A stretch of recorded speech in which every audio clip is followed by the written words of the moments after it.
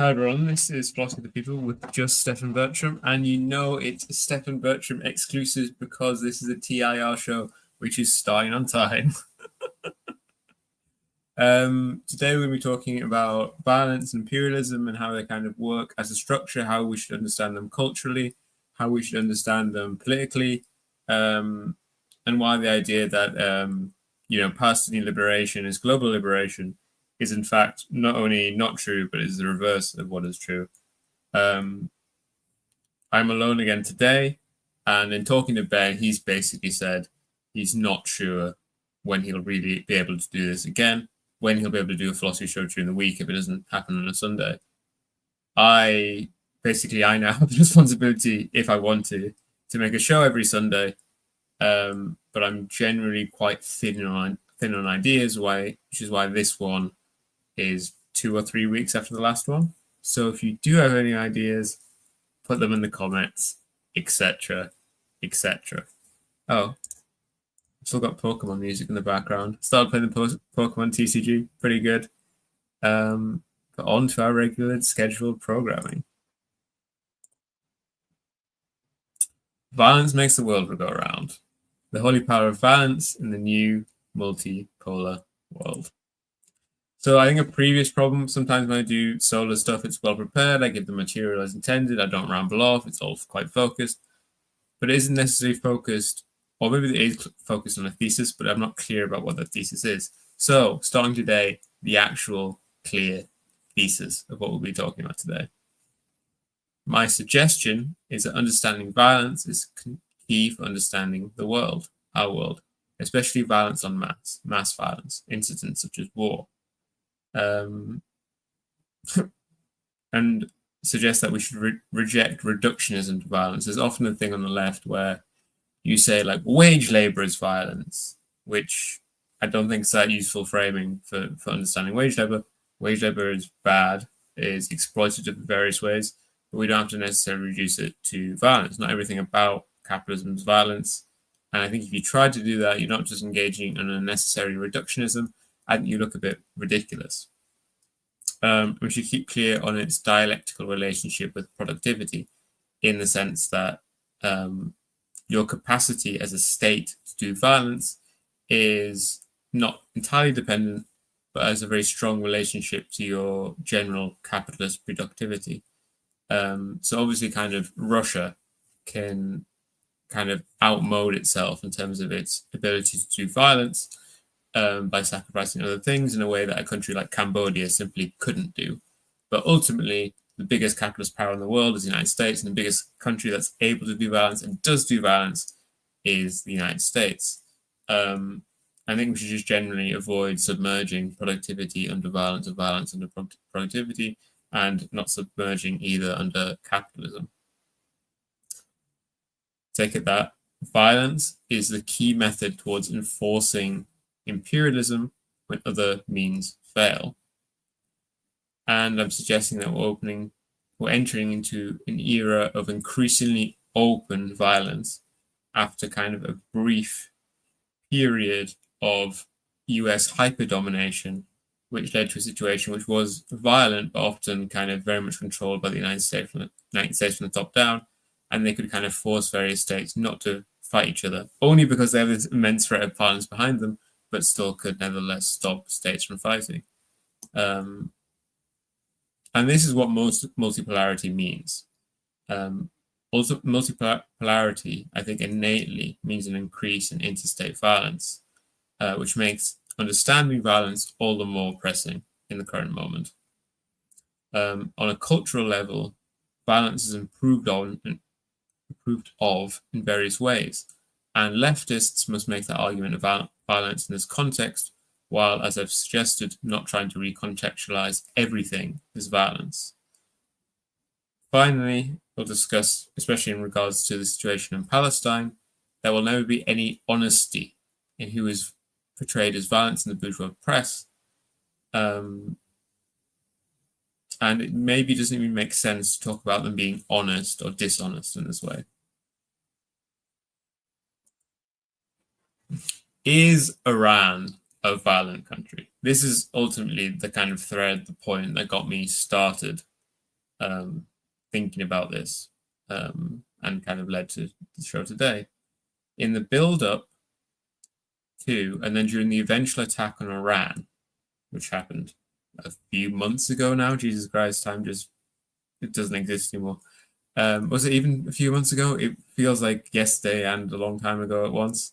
In the build-up to the eventual attack on Iran by Israel and then by the United States, pro-Iran people emphasize that Israel and the United States are more violent than Iran, that Iran didn't attack first, yet they are portrayed as the ones who are violent. But it's not that Iran has this great capacity and desire and will to do violence that leads to them being portrayed as violent. Rather, it's exactly the reverse, that their weakness in these tied-up systems of violence, imperialism, and capitalism is what sees Iran portrayed as violent. If they were stronger and more capable, they would not be portrayed as such. Russia does far more Iran, but the West ultimately can't do any more to Russia than they currently do. And thus there's no kind of media hysterics trying to build us up for a war on Russia. Obviously, this has happened at times, but now kind of they've reached their capacity, and instead we're trying to pressure Russia into peace.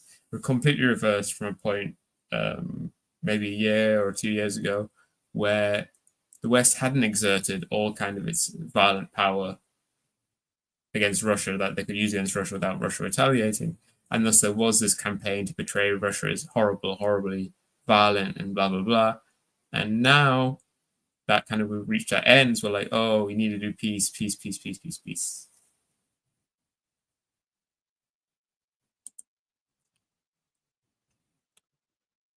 So as we enter this multipolar world, this structure of violence will become more sharp and more obvious as this great umbrella. I'm thinking in terms of, I'm kind of reusing the terminology of the nuclear umbrella.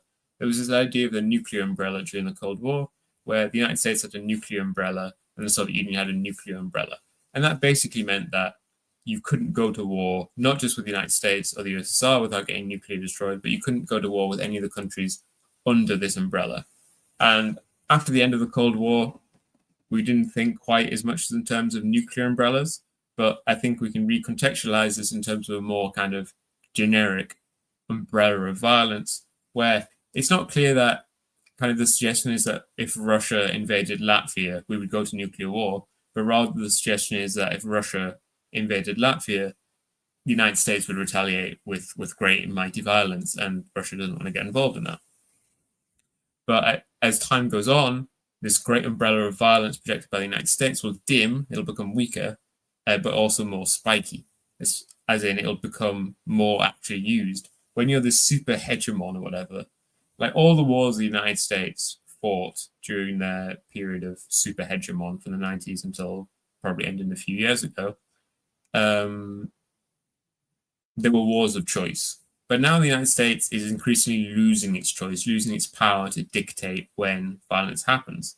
And as I'll discuss later, it seems increasingly that the Trump administration especially is only reactive to violence, to interstate violence, rather than the United States being the one that causes violence, chooses when it happens.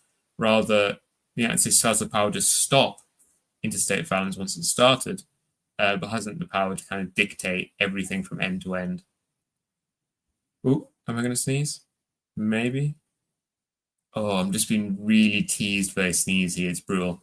But, so this violence becomes more spiky, becomes more actually used as it diminishes. So you have all these statements in the Trump administration saying, oh, will we fight for the Baltics? Will we fight for Taiwan? But at the same time, they are bombing Iran. They really actually just bomb Iran. So this umbrella is withdrawing, but at the same time is actually being used. Sans living under this umbrella, how do you prevent violence being enacted on you? By either removing all tools of violence they have, I say they, I mean your enemies have, or by having such a terrifying capacity of violence, your enemy is too fearful to attack you. Just last December, or was it November? I guess it was November into December. The Syrian civil war was completely inverted. You had a situation previously where there was just this rebel pocket tied up in Idlib, and there was attempts to reconcile the main opposition force, the Syrian Democratic Forces, with the government, and it seemed any chance for overthrowing the Damascus government was over, that we now lived in Assad's Syria forever.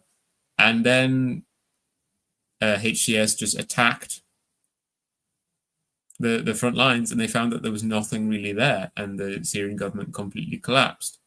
This was due in large part because the Assadist government regime, whatever, had largely demobilized their kind of like militia forces as they tried to transition to a civilian economy, and they were duly punished.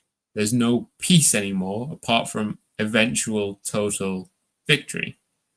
This is not to say reconciliation is impossible, but the point is that as long as capitalism exists and as imperialism exists, there's going to be a global system of violence. There's going to be contradictions between countries which are expressed because they're in different places in this capitalist imperialist hierarchy. Imperializing nations are always going to exploit imperialized nations, and they're going to try and force middle countries to become imperialized nations, while middle countries like Iran are going to try and resist becoming fully imperialized countries. Yeah, I think it can almost work rightly, because there are those like stabby bits in the umbrella. So the umbrella's fraying, and the metal bits are stabbing. It doesn't quite. It's not a perfect metaphor, but I think from the fact that it's a reused metaphor, it's actually quite good as it goes. I don't like, not necessarily in the sense that a purely a nation state existing in the void by itself would be, but rather that nation states in contradiction to other nation states probably are, yeah. And obviously always nation states have existed in contradiction to other nation states, and presumably always will.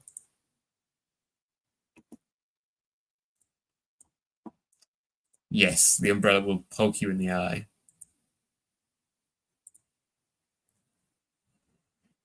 We can't have fair capitalism. I'm a shocking suggestion, I'm sure, to all the people here.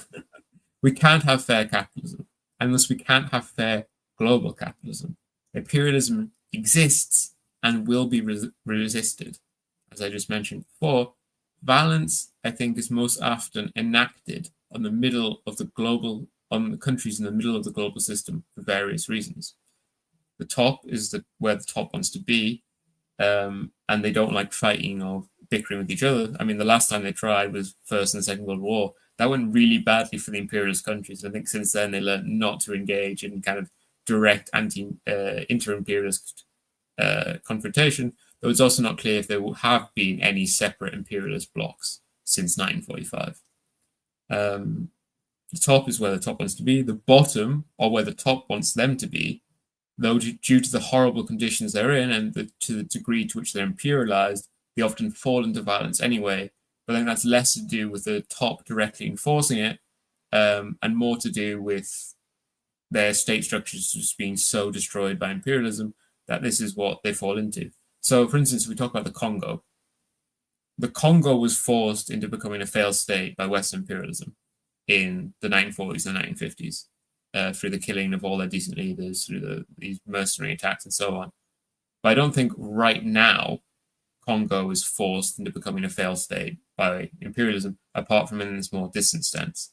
Rather, they were failed and collapsed then and then imperialized since. But I don't think the West actively wants there to be a civil war in the Congo at all times. They would only then want that if Congo started to actually put itself together. But as you can see in countries like, say, Cambodia, you can have a situation where you're a horribly poor, completely imperialized country, and nevertheless not in a civil war.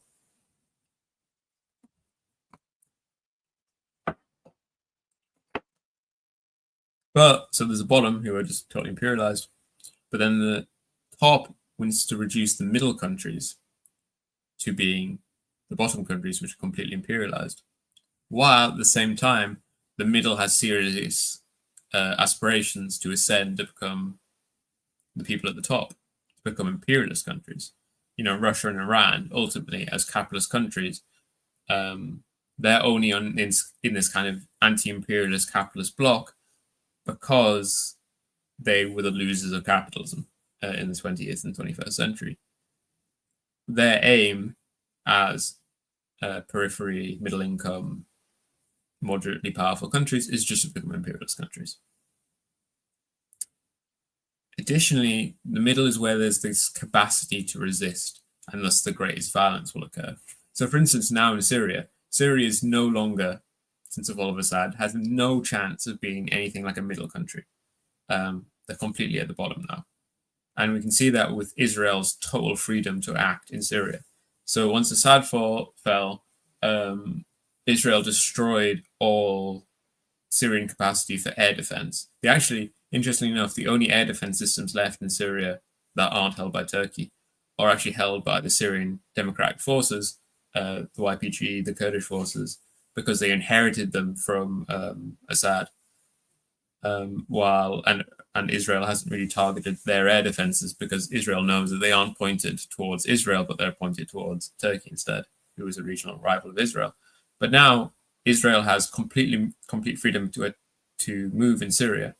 And I think this is a perfect example.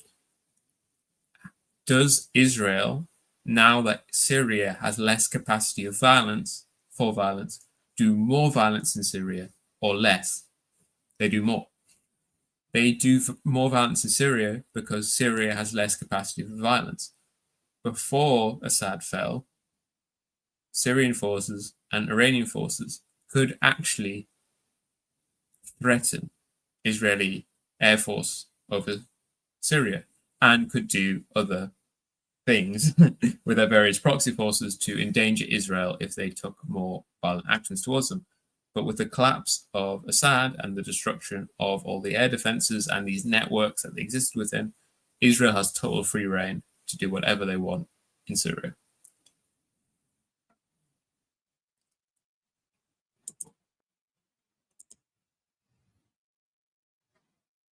We need an update on Syria with Stefan and Jean on the regular show. Yeah, I'd be completely happy to do that. I mean, the normal problem with me with most shows is I'm just not up for them. I think it was like on Wednesday, Jason was like, "Oh, does anyone want to do the show?" And I was like, "Oh yeah, I mean, it sounds cool, but I'll be in bed." And and then we were just discussing how it's funny that I have a regular strict bedtime, despite being the most unemployed person in the world. Slide 6. War does not cost as much as everyone thought it did. I think we've found out in the past few years, especially since Russia's invasion of Ukraine, I almost forgot what Ukraine is called, that war does not seem to nearly have the cost everyone expected it to. And when it does have the cost, this cost seems to be able to be borne. People can cope with it. In terms of costs, the only costs that concern the ruling class are the ones which actually affect them. Turning your country to hell costs far less than giving up power, as we can see, in these constant civil wars, like in Sudan and the RSF, the Sudanese government and the RSF. The Sudanese government kind of created the RSF to destroy their enemies, and then the RSF rebelled and sought to destroy them, and none of these groups are willing to just not destroy the country for the sake of for the country to then survive in a state which isn't complete ruins. Both of them were fighting, knowing that when they won at the end, the country would be completely wrecked. But ultimately, to them, it's like, well, either we have the country or we don't. And if we don't have it, we don't have any country. So whatever state the country survives in, that's better than having nothing at all. Russia has proved that you can sustain, just as a middle-income country, you can sustain a multi-year brutal industrial war, and it can be not particularly harmful to your country. Obviously, Russia has lost a lot of young men and not so young men in Russia, but kind of in terms of macroeconomics, Russia's fine. Maybe just in the kind of past 6 to 9 months, we're starting to see like the Russian economy overheating. There's problems, but generally, despite being heavily sanctioned and so on, the Russian economy has done quite well in the past few years. Ukraine on the other hand, has proven that you can sustain a multi-year brutal industrial civil war and just keep going as it utterly ruins your nation. It's obviously Ukraine is in the defensive, but I think it's still very much relevant. Israel, interestingly, rather than the extension of the war being at all harmful to the government, the structure with Israeli politics and the war in Gaza, the Gaza genocide, seems to be sustained by the continuation of the war and continually fights in order to fight. As long as they're fighting this war, Netanyahu thinks he's politically untouchable, but they think as soon as they end it, he'll be fucked. And so Israel fights to keep fighting on. And of course, they believe they are benefiting by engaging in the genocide in Palestine and so on. 2 years of genocidal assault, hunger operations, and the total destruction of basically all structures in Gaza has, on the other hand, not been able to make Hamas sign unconditional surrender, nor for the people of Palestine to overthrow them. There have been intermittently protests against Hamas. But it's interesting that now probably the situation in Gaza is so desperate, the genocide is kind of so far through and the hunger operations are so far through, it's probably not particularly possible for Palestinians to even kind of think about overthrowing Hamas, which obviously shows that, Israel is really genuinely trying to engage in a genocide rather than trying to engage in regime change or something like this. The attacks by the United States and Israel on Iran showed the Iranian government to be very, very weak, but did not significantly incite anything in terms of there was no uprising in Iranian Kurdistan, or there wasn't really an acceleration of operations in Baluchistan or anything like this. Especially with Baluchistan, maybe because the CIA was like, ooh, not now, guys. But yeah, Iran was horribly humiliated in this war, but it doesn't really seem to affect them very much. And there's, of course, an interesting question whether any of this is new or just something that's being revealed now that the ruling classes, that something is now being revealed that both the ruling classes and the people seem highly tolerant of wars. Whether that's new or just we didn't anticipate it, we didn't realize it, I'm not sure, but it's definitely an interesting fact. The third point would be that there seemed to be, especially before the war in Ukraine, there seemed to be this idea that wars are won through this kind of grand psychological, like, fourth stage war where you engage in all these weird kind of post whatever operations.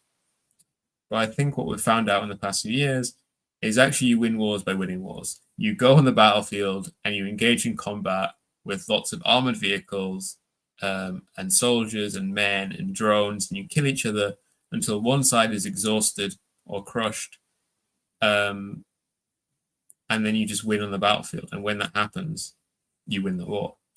And this has the advantage of, instead of engaging in complex psychological operations and misinformation and blah, blah, blah, if you just win on the battlefield, you win the psychological war anyway. I think this is most evident with the Armenian Azeri War, which was put to an end and very recently was formally completely put to an end, hopefully. I mean, obviously, the document, the peace agreement that Azerbaijan and Armenia signed was a completely capitulation from Armenia, but hopefully it means there won't be an actual Armenian genocide too.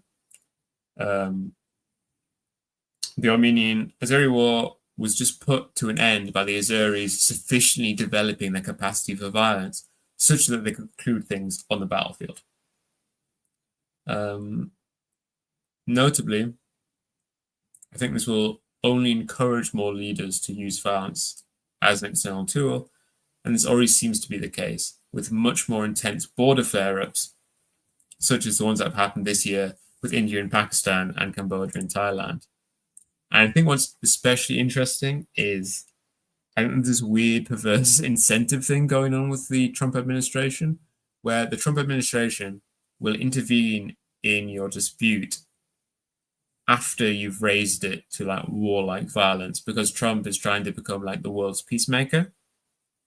So I wouldn't be surprised if in the next few years countries deliberately start border clashes or whatever, so that the Trump government will pay attention to them.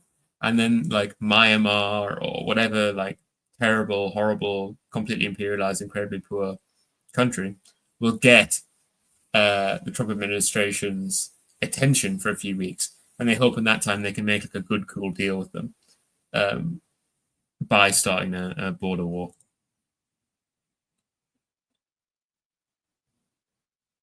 Apart from a very, we're switching now to the cultural discussion.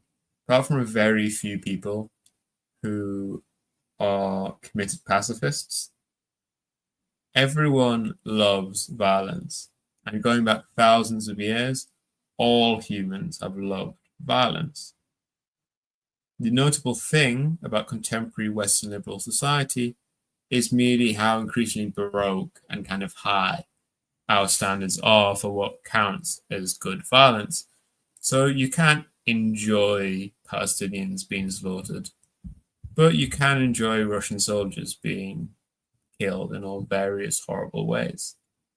It's important for leftists to have their own account of good violence, and one that does not make them seem demented. I would suggest that our account does not have to be particularly different from the normal one, and what's more important is arguing, for instance, that certain groups are on the defensive, even when in the mainstream media, whatever you want to call it, they're not portrayed as being on the defense. What sort of violence is approved of in our contemporary society? We enjoy basal and interpersonal violence, but it has to occur in particular circumstances. Circumstances where we improve the violence are either defensive, as in someone else started a fight and you knock them out, retaliative or protective, as in, you know, some big guy knocked out a woman, so bigger guy knocks out him. Or in regards to a more distant but much greater wrong. So fighting back when you're attacked, taking out someone who's attacking someone else, or in the final case, beating up, say, a paedophile or a murderer, especially of a relative. So a recent thing I saw where everyone was for the violence was some guy murdered these guys' two mothers. There were two brothers. Their mother was murdered by a man, and in the courtroom, the two sons beat up the murderer, and that everyone liked that violence. That was good violence by all accounts. These accounts are not anything new to contemporary society, but probably as old as humans have bothered to make justifications for violence. For instance, we can see constant inane Roman efforts in the Senate during the Republican period, especially, to portray all of their wars as defensive, which is incredible because somehow fighting only defensive wars, Rome managed to grow from a city to domination of most of Europe. And they mostly did this by kind of getting their business up inside other people's business. What's notable about our present is merely that we've grown highly restrictive on categories outside of this, but this has led to greater demand for justification. What I mean is that these sort of categories were always approved of, but there is cultural variance and kind of like starting fights and starting violence, where these have a much more mixed account. But I think in contemporary society, we're much more against this sort of thing. In terms of the demand, I think a very interesting thing that happens a lot is these pedophile hunters who go out to basically deliberately engineer a situation where some person who genuinely seems to have limited intellectual capacity texts an imaginary 15-year-old on an app, and they go and like meet up him in a Walmart and like beat the shit out of him. And that's to do with a society having a greater demand for violence than we have justifications for violence. What sort of violence en masse, as in wars and so on, is approved of by a contemporary society? Approval of larger scale violence generally follows the same sort of pattern, but the distant but greater wrong is expanded to include liberation, and retaliative/protective violence is widened to include the preventative. Preventative violence is generally looked down on interpersonally because there are higher authorities. If you know that someone's going to come around your house and try and kill you or beat you up or whatever, you ought not go and try and kill them first. You ought to call the police. Only in highly marginal groups in Western society will people prefer that you try and enact your vengeful violence yourself instead of going to a higher authority. But in international relations, we live in international anarchy, and increasingly with each day, we more clearly live in international anarchy. There is no police, there is no greater authority to appeal to, and so you kind of have to sort things out yourself, and that's why preventative violence can get a lot of approval. I already mentioned the point about how the US under Trump does not seem to want to operate to prevent conflict, but rather mediate it once it's already happened.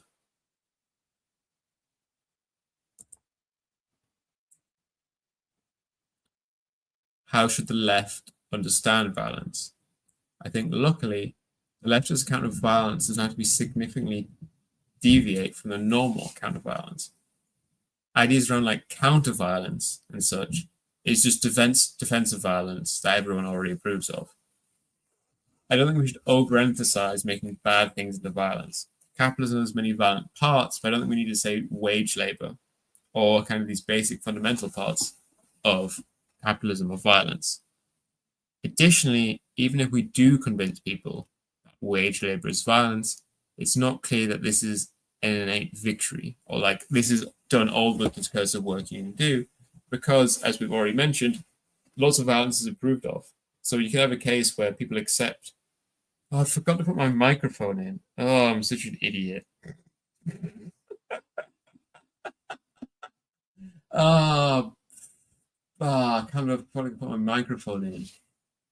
Oh well, worse sound quality today, I guess. Additionally, it's not clear what work this would do, as not all violence is approved of.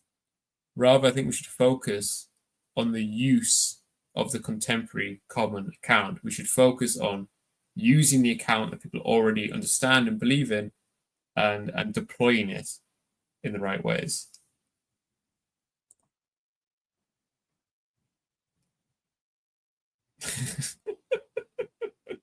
Yes, I don't think that white silence is violence. I think that white silence can often be harmful, but there's no need to reconstruct everything into violence.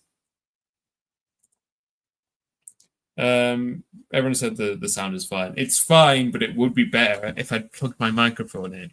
I spent good money on that.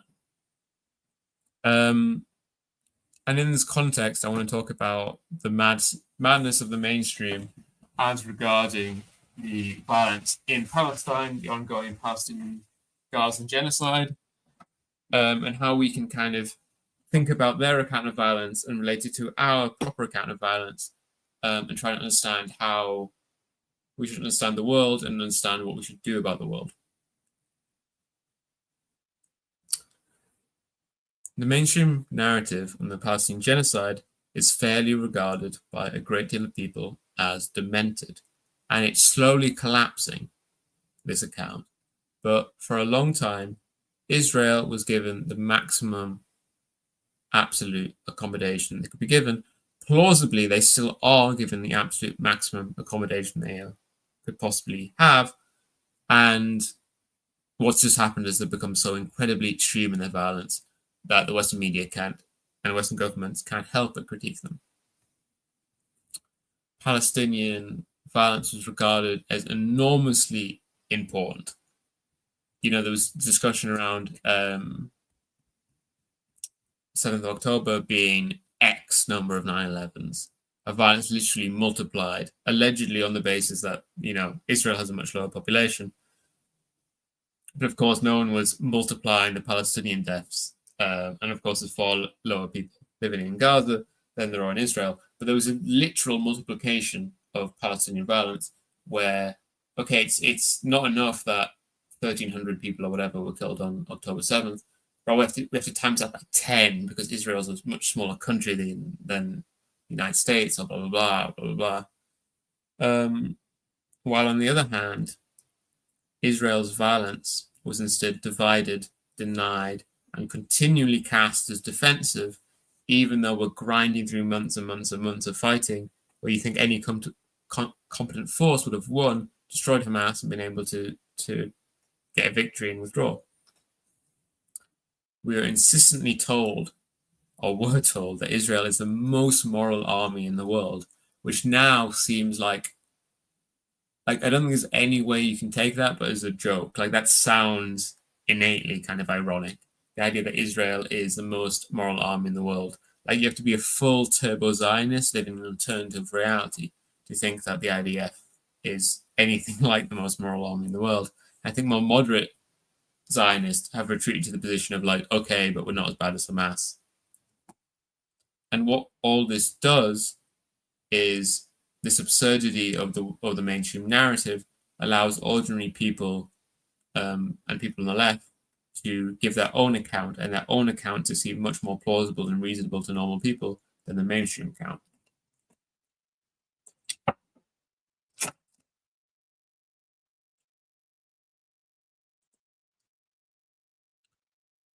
Liberal humanitarianism, though, remains insufficient. It can be seen, or it can seem, and genuinely is in some ways radical, to suggest that Palestinians are human beings that deserve the same liberal rights and concerns as anyone else. Though however radical and correct the suggestion is, it remains insufficient. Because Palestinians not being full human beings is not something that's incidental to global capitalism and imperialism, but a necessary part of it.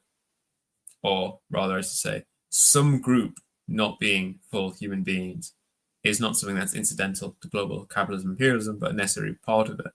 Imperialism requires lower orders, and resisting lower orders are sorted. Contrary to the common slogan, Palestinian freedom without global liberation would merely lead to a redeployment of the tools of violence in the war. If imperial violence wasn't being expressed in Gaza, it would be expressed somewhere else.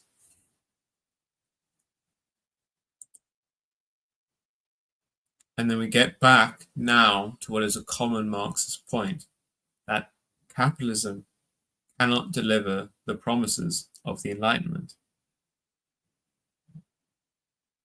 That can't deliver on the promises of liberal universalism. The deployment of capitalism, as we can currently see it, seems to have more and more people being pushed into the excluded class rather than the included one. Material violence and ideological commitment to violence will always be imposed on some group as long as capitalism exists.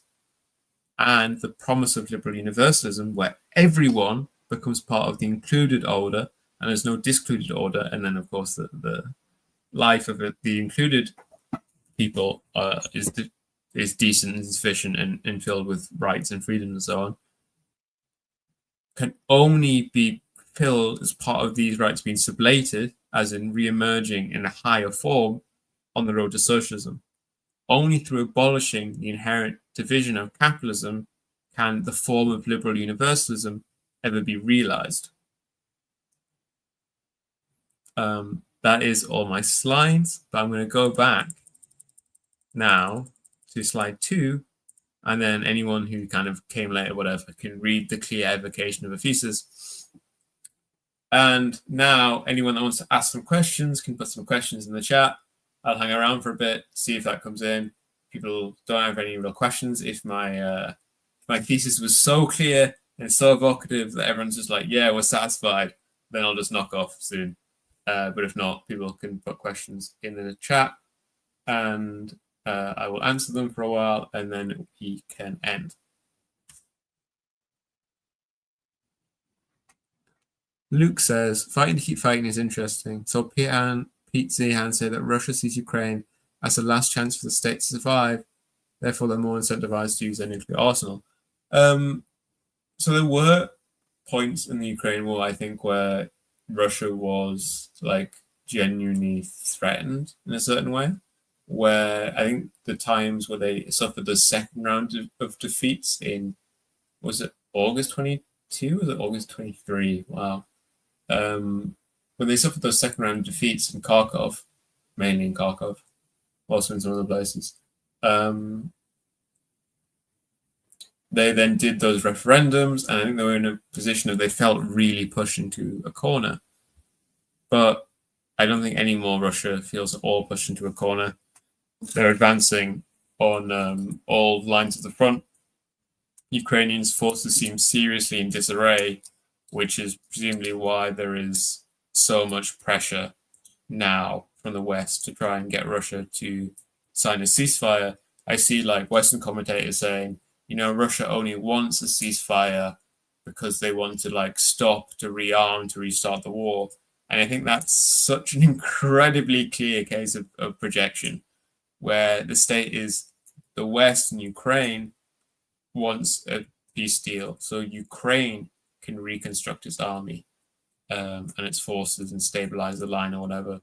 That's not a Russian priority because the Russians are still advancing. They're not advancing very fast at all. They might start advancing relatively fast in the near future, depending on how much kind of capacity Ukraine still has for plugging all the gaps. Oh, I don't know when the last Ukraine video was on my channel. Oh, also, if anyone has any ideas for videos I should do in the future, also write those. I'm thinking that maybe I should do a video on immigration and its relationship to Brexit and the general kind of immigration, but discussing immigration in the UK context. Because I think on TIR we've had certainly a lot of stuff about immigration in the US situation, but I'm not sure if there's been really any stuff on immigration in the UK situation. And I think it's a point where we're at a point where the left really needs to move past kind of this very bankrupt idea of just being like, oh no, there's actually no problem with immigration, everything's fine. Cool. Well, if people don't have questions, I will end the stream. I actually managed to go on for a decent length of time with this one. Sometimes with the thesis part is I only end up just talking for like 25, 30 minutes. And then I just kind of have to fill with questions until like I can reasonably end. Though the thing is also, I'm like, as a viewer, what length of TIR show would you most likely to see on the channel? I guess it depends what you want to use it for. If you want to use it as like background noise, you want like a 3-hour video and you want there to be like 6 people on there and you want them to be giggling and gaggling, then I guess if you want to actually like properly pay attention and listen to hopefully a clear evocation of a thesis or something, you want a shorter video, probably with like 2 people on it.